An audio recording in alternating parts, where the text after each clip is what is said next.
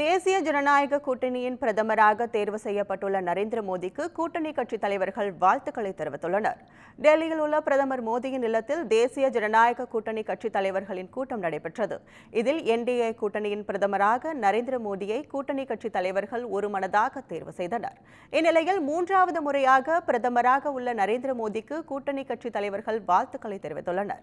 பிரதமர் மோடியின் தலைமையின் கீழ் நாடு முன்னேற்றம் அடைந்துள்ளதாகவும் தேசத்தை கட்டியெழுப்புவதில் பிரதமர் மோடியின் கடின உழைப்பு மற்றும் முயற்சிகளுக்கு பாராட்டுகளையும் தெரிவித்தனர்.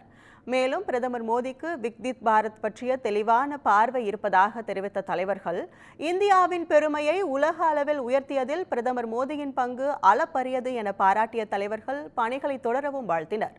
இதனிடையே உள்துறை அமைச்சர் அமித்ஷா பிரதமர் மோடிக்கு வாழ்த்துக்களை தெரிவித்துள்ளார்.